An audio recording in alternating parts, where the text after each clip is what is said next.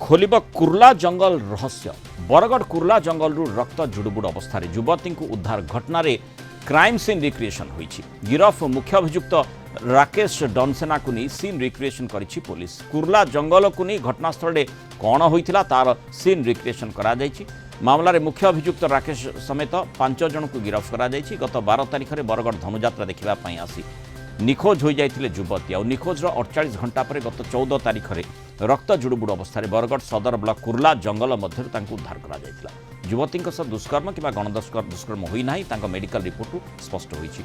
बर्तमान बुर्ला बड़ मेडिकल से चिकित्सित होती स्वास्थ्यावस्था सुधार आसुछि। खूब शीघ्र मेडिकल डिस्चार्ज करा मामलार से निजे चाहिए खुलासा करें किंतु पूर्व सीन रिक्रिएशन कौन तथ्य मिली अधिक आलोचना करवा आम सहित बरगढ़ ब्यूरो हेड महेंद्र साहू जोड़ी होती। महेंद्र आज सीन रिक्रिएशन करा किभली भाव से तथ्य मिली प्रकृत में कुर्ला जंगल से दिन कौन घटी मृणाल जहाँ सबुठ बड़ खबर रही प्रथमे गत काली कुर्ला जंगल रे युवती को नहीं सेठारे मुर्मुष अवस्था छाड़ी पलैथिबा मुख्य अभियुक्त राकेश डनसेना को टिटलागढ़ रेलवे स्टेशन रे गिरफ करा जायतिला। टिटलागढ़ रु सीधा सलग जितेबाला बरगढ़ को अणा जायतिला। आज कुर्ला जंगल को सीन रिक्रिएशन करने मुख्य अभियुक्त राकेश को निया जायतिला। सेठिरे स्वतंत्र पुलिस टीम मध्य उपस्थित थिले एवं जो भली भाव में जैनिका युवती सहित कुर्ला जंगल को केमिति आसीथिले एवं किए किए एमानक सांगरे आसीथिले तमाम विषय रे पुलिस अभियुक्तों ठारू पचरा उचरा करिछि।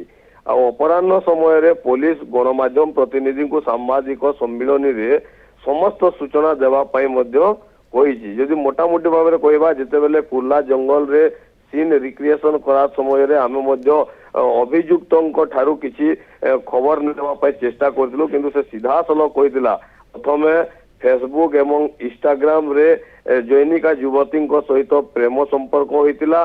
प्रेम संपर्क पर प्रतारणा प्रतारणा पर धोखा एभली एक घटना सामना को आसी एवं बड़ तथ्य देइछि अभियुक्त। अन्य राकेश डनसेनार उद्देश्य प्रकृत रे कोन थिला देखो जहाँ से स्पष्ट भाव में कही राकेश डनसेना जे कुआड़े जैनिका युवती जो प्रेम संपर्क थिला प्रेम संपर्क रे फाट सृष्टि होइतिला कारण अन्य किछि युवकों सहित युवती संपर्क बढ़ीतिला ताहाकू नहीं राकेश डनसेना एभली कांड भिहाइतिला बोली कहिछि। जदि आमे मोटामोटी भाव में कहबा युवती मध्य जेतेबेले बुर्ला बड़ मेडिकल रे ट्रीटमेंट होउचंती चिकित्सा हला परे सी कौन कहूँ तापर निश्चित नजर रहिबो किंतु अभियुक्तों कथा को जदि आमे विश्वास करबा ताहेले अभियुक्त से सत्य कहूँ ना तथ्य लुचौची ताहा तो भिन्न दिग पुलिस को कौन कहबो से विषय रे पुलिस पक्षरु मध्य आमे तथ्य हासिल करबा परवर्ती समय रे किंतु सबुठु बड़ खबर हैला जेतेबेले आज कुर्ला जंगल रे